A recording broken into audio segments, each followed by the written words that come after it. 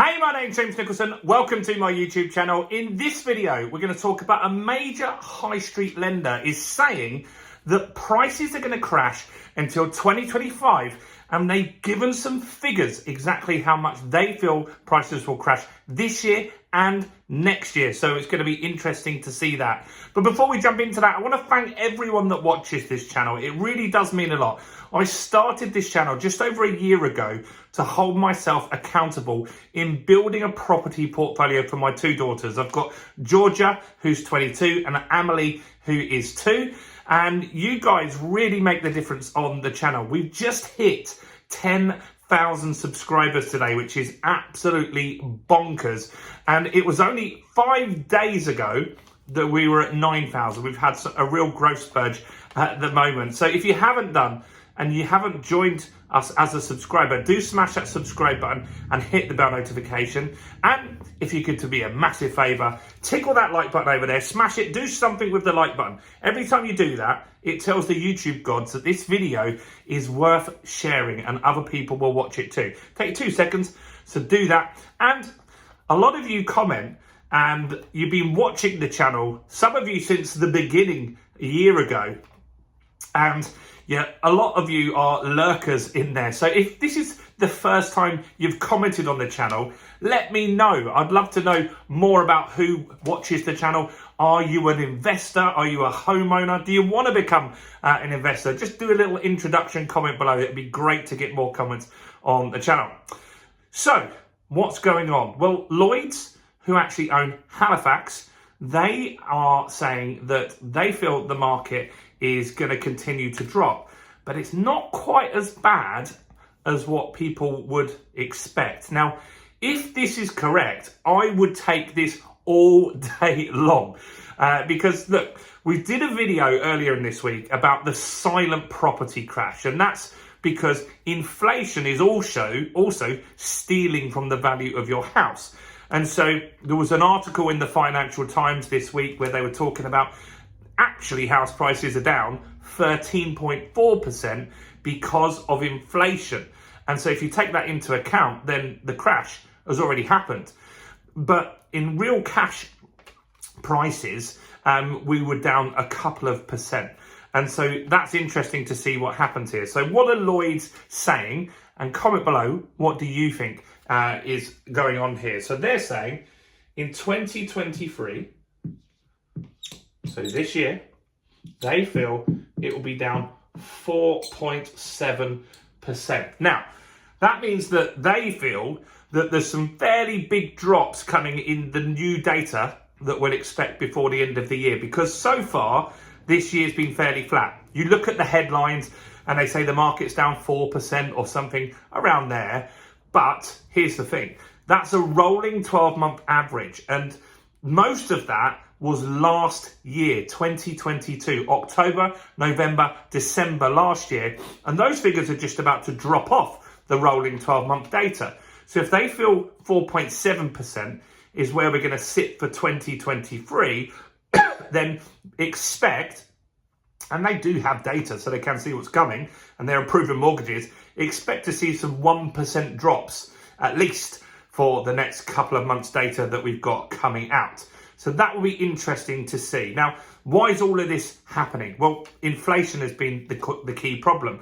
The government just turned on, well, the Bank of England, the guidance of the government turned on the money printers as they can. It'd be wonderful to have a money printer, wouldn't it? And they just turned on the money printers and gave us all money to keep us going through the pandemic. Now, it kind of needed to be done, some of it, but they really went over the top on this. But I'm a business owner, and I do feel that bounce back loans were very important. I have a number of friends that own very good businesses that through no fault of their own, the pandemic would have shut that business down. And so having that bounce back loan kept that business trading, which is good for the economy because they're paying back that bounce back loan. They're still paying VAT. They're still paying PAYE. So that's a good thing. Then inflation kicked in. And I remember it was, I remember starting to talk about inflation. We weren't calling it inflation. It was just the builders were just saying, oh my God, the price of plaster's going up. Timber was hit very hard when we were doing some big refurbishments. We had 3 jobs on the go at that time, and they were all talking about the cost, also struggling to get stuff, and inflation kicked into normal people's lives. And we've had that really as a conversation for the last year or so, haven't we? Inflation peaked at above 11%. That was the official statistic. A lot of you commenting on this channel say it was way more than that. Definitely was on food for sure. And now we're really struggling to get that back under control. Now, it's interesting because most other countries, apart from somewhere like Zimbabwe, they are doing way better with inflation than we are. Spain did really, really well. America did really well. And us, little old Brits, we're not doing so well. So 2023, Lloyds are saying that we'll be down 4.7%. Now, what do they think going forward? So what are they talking about next year?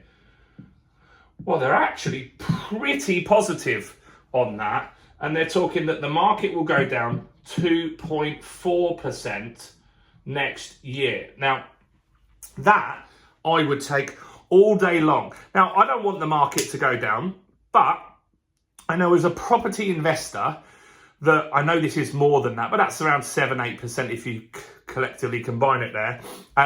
That I know that as a property investor, I can find deals that are more than 10% below market value, and I can add value to that property. I can add a bedroom, I can do a refurbishment, and I can bring it up by around 20%.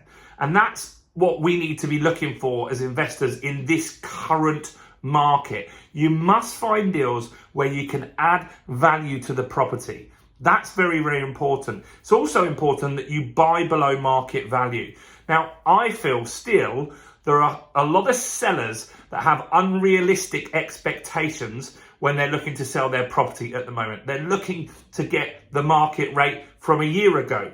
That's not realistic. There's less buyers in the market, and there's harder to get finance for people. So they've got to be a little bit more realistic on that. But around 5% of sellers are realistic. They need to sell quickly because they're a distressed seller. Now, those are the deals that you want to be looking for. And those deals are out there. They're in normal places now. You can get them on Rightmove. You can get them at auctions are suddenly good again. When we were buying properties for Georgia and Amelie, we started at the auctions. And we were looking at auctions online as it was back then. In fact, there's a video on this channel when we bought a house online, an online auction. You should go and check that out. And we watched, and the houses were going for more than they were on Rightmove at some of the auctions at certain times. And so it took time to find deals. Now they're out there. And so this might be wrong. But remember, Lloyds have Halifax data, they have their own data, and they have other subsidiaries as well.